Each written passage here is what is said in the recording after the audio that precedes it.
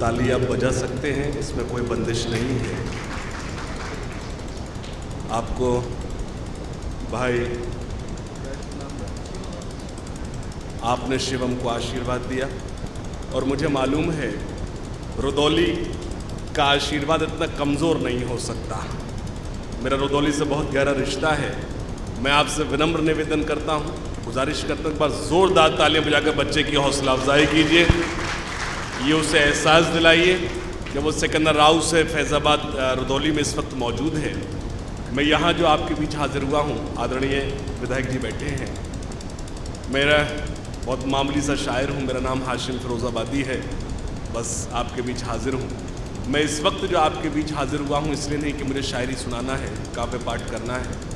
मैं इसलिए हाजिर हुआ हूँ आपके बीच, जो लोग पीछे बैठे हैं जिन्हें अभी तक कवि सम्मेलन से कोई मतलब नहीं रहा है। मैं महसूस किया है अभी तक उन्हें कवि सम्मेलन से कोई मतलब नहीं रहा है। मैं उनसे गुजारिश करता हूँ थोड़ा सा जुड़ जाएं। मैं अब उस शख्सियत को आवाज़ देने जा रहा हूँ, उस शख्सियत से मुखातिब हो रहा हूँ, आपके रूबरू उनको पेश कर रहा हूँ जिसने इस खूबसूरत महफिल को सजाने में अहम रोल अदा किया है। मैं हिंदुस्तान टीम को मुबारकबाद पेश करता हूँ, ख़ास तौर से पांडे जी को, उनकी टीम को मुबारकबाद पेश करता हूँ कि उनका जो सिलेक्शन है, उनके सिलेक्शन को सलाम करता हूँ। उनके जो मैनेजमेंट है उस मैनेजमेंट को सलाम करता हूँ। मैं उनको आवाज़ दूँ उससे कबल सिर्फ इतना बता दूँ कि मेरी उनसे पहली मुलाकात डॉक्टर मानसी द्विवेदी जी से जो मेरी पहली मुलाकात हुई थी वो दुबई के कवि सम्मेलन मुशायरा था जश्न हिंदुस्तान। आपसे मेरी उस वक्त मुलाकात हुई थी। उस वक्त तवील अरसे के बाद मेरी उनसे मुलाकात अब इस दौर में आकर हुई है। ये जाहिर सी बात उनकी मसरूफियत अपनी जगह है। मैं सिर्फ ये अर्ज़ करना चाहूँगा, पाकिस्तान की किसी शायरा ने कभी कहा था कि हौसला हार गई उसको रवाना करके, हौसला हार गई उसको रवाना करके, रो पड़ी आँख में तिनके का बहाना करके। अच्छे शेर पे इतनी कम तालियां आती हैं जिसमें कोई गलती नहीं कि अच्छा शेर था। आपको हौसला हार गई उसको रवाना करके, रो पड़ी आंख में तिनके का बहाना करके। किसी शायर ने यूं भी कहा, और जो मेरे छोटे भाई बैठे उनको बता दूं कि जो शेर समझ में आ जाए वो अच्छा, जो ना समझ में आए वो ज्यादा अच्छा।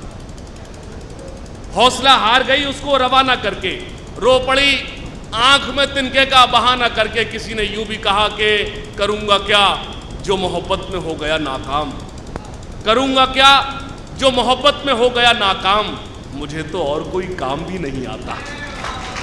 करूंगा क्या जो मोहब्बत में हो गया नाकाम, मुझे तो और कोई काम भी नहीं आता।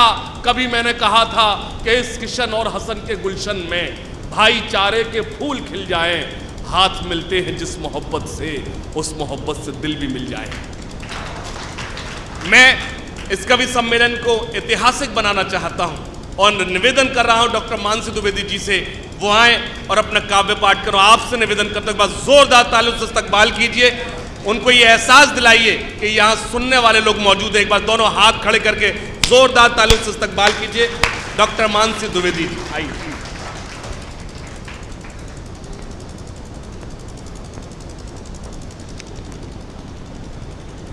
मैं बहुत देर के लिए बाधक नहीं बनना चाहती तमाम सारे बाहर के आए हुए कवियों और आप लोगों के बीच। मैं आपके अपने ज़िले से हूँ, आप मुझे कभी भी सुन सकते हैं। सहर्ष में तैयार रहूँगी, मुझे बहुत अच्छा लगेगा। बाहर अब जैसे अभी हासिम जी बता रहे थे कि हमारी इनकी पहली मुलाकात दुबई के एक मुशायरे कवि सम्मेलन में हुई थी। बाहर कोई कितना भी सम्मान पाले, कहीं बहुत विदेश में किसी भी देश में जाके वो अपना बहुत नाम कमा ले, लेकिन जो खुशी उसे अपने ज़िले में मिलती है, अपने जनपद में मिलती है, वो पूरे विश्व के किसी कोने में नहीं मिल सकती है।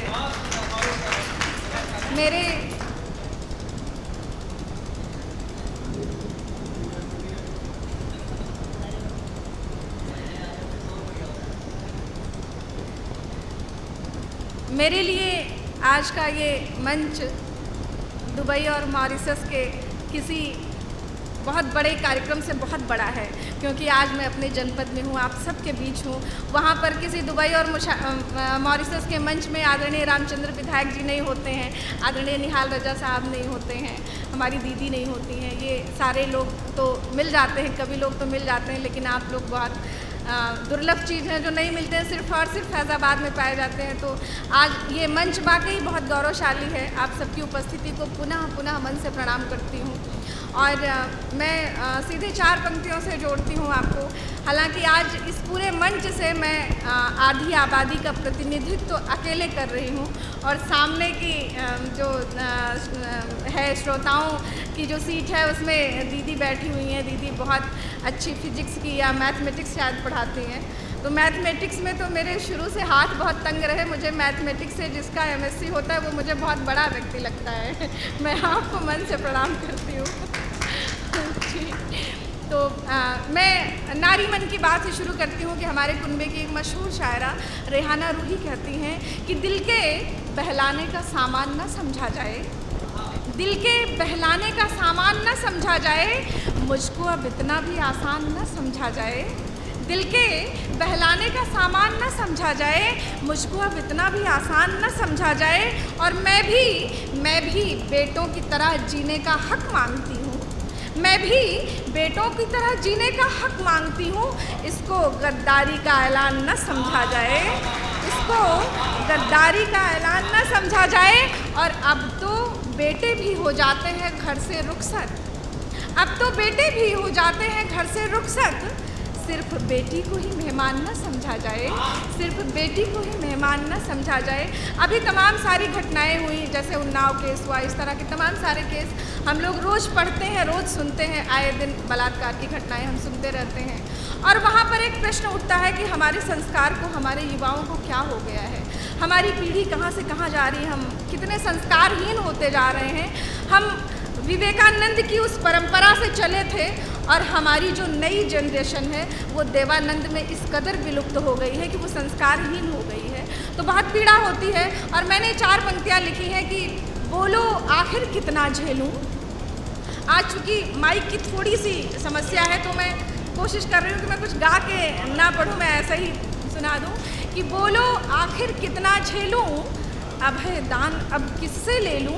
आपके घर की जो एक छोटी सी बच्ची है, आपके घर की जो बहन है, वो कितनी डरी हुई है, कितनी सहमी हुई है, मेरी इस बात से अंदाज़ा लगाइएगा कि बोलो आखिर कितना झेलूँ। आपके घर की छोटी सी बच्ची आपसे कहती है कि बोलो आखिर कितना झेलूँ, अब है दान अब किससे ले लूँ। और देख लिया पौरुष तुम सबका, पूरे समाज से कहती है कि देख लिया पौरुष तुम सबका, सोच रही तलवार से खेलूं, सोच रही तलवार से खेलूं। वो अपने आप को बहुत असहाय महसूस कर रही है। और कुछ बात कहने की कोशिश करती हूँ। मैं मुख्यतः मूलतः अयोध्या से हूँ, तो मैं बस 4 पंक्तियों से शुरुआत करती हूँ कि मैं पावन नीर सरयू का सुवासित शाम लाई हूँ, मैं पावन नीर सरयू का सुवासित शाम लाई हूँ। गढ़ी हनुमान की पूरा अयोध्या धाम लाई हूँ, गढ़ी हनुमान की पूरा अयोध्या धाम लाई हूँ। जिन्हें गा गा के तुलसी ने रची मानस की चौपाई, जिन्हें गा गा के तुलसी ने रची मानस की चौपाई। जनक जी की वही सीता लला श्री राम लाई हूँ, जनक जी की वही सीता लला श्री राम लाई हूँ। और मेरी कविता लिखने की आदत क्यों है, मुझे कविता लिखना क्यों अच्छा लगता है। हालांकि हमारे कुनबे के मशहूर कवि निराला जी कहते हैं, नीरज जी कहते हैं कि आत्मा के सौंदर्य का शब्द रूप है काव्य, आत्मा के सौंदर्य का शब्द रूप है काव्य, और मानव होना भाग्य है, मानव होना भाग्य है, कवि होना सौभाग्य।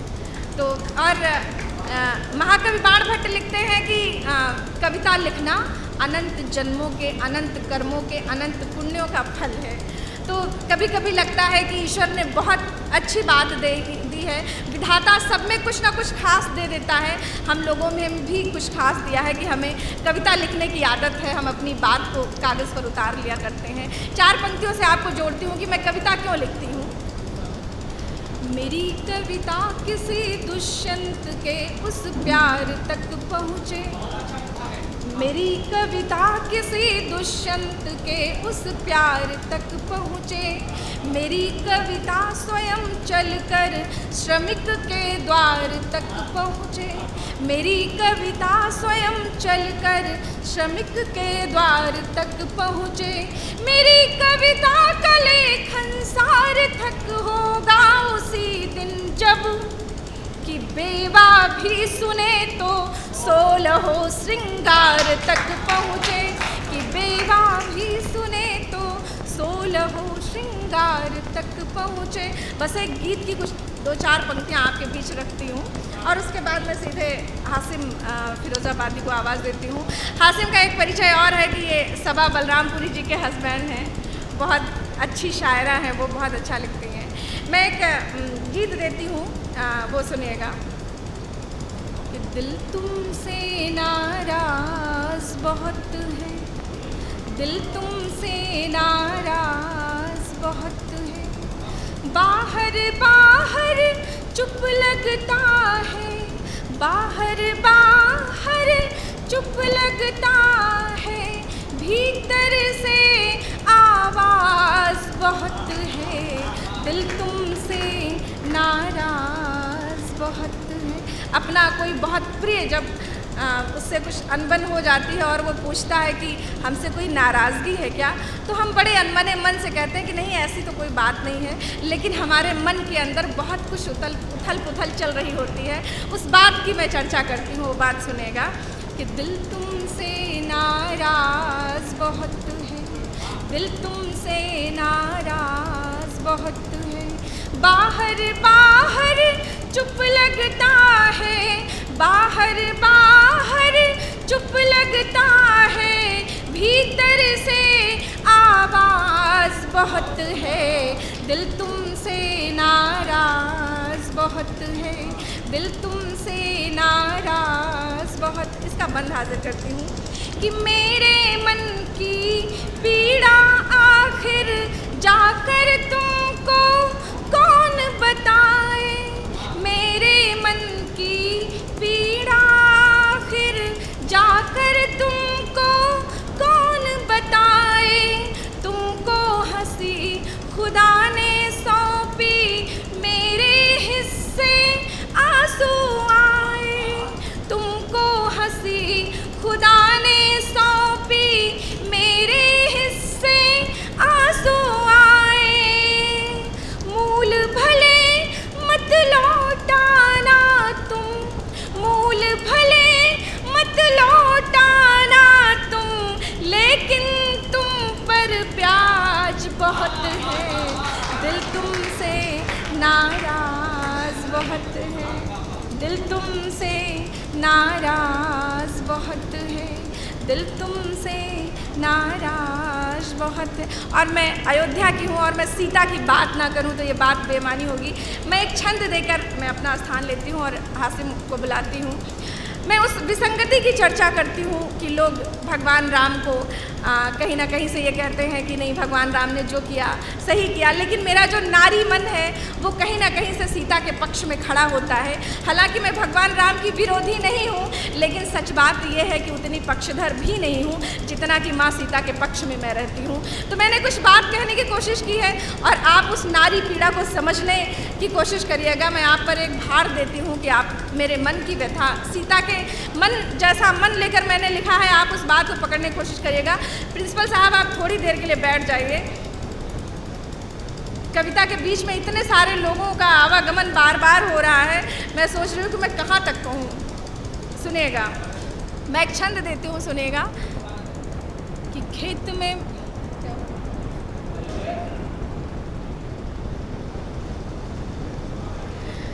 वो छंद देती हूँ, सुनिएगा कि खेत में मिली थी पर मिथिला नरेश जी के, राज रनिवास में संवारी गई जानकी। खेत में मिली थी पर मिथिला नरेश जी के, राज रनिवास में संवारी गई जानकी। आई बहू बन के अवध अवधेश घर, पति परिवार में दुलारी गई जानकी। आई बहू बन के अवध अवधेश घर, पति परिवार में दुलारी गई जानकी। और विधि का विधान परिधान बल कलवन, गंगा पार नाव से उतारी गई जानकी। और ये विडंबना देखिएगा कि रावण का राज नहीं, राम जी के राज में ही, रावण का राज नहीं, राम जी के राज में ही अपने ही घर से निकाली गई जानकी। रावण का राज नहीं, राम जी के राज में ही अपने ही घर से निकाली गई जानकी। आदरणीय हमारे अतिथि अभी आए हैं और मैं उनका मन से स्वागत करती हूँ, बहुत बहुत अभिनंदन करती हूँ।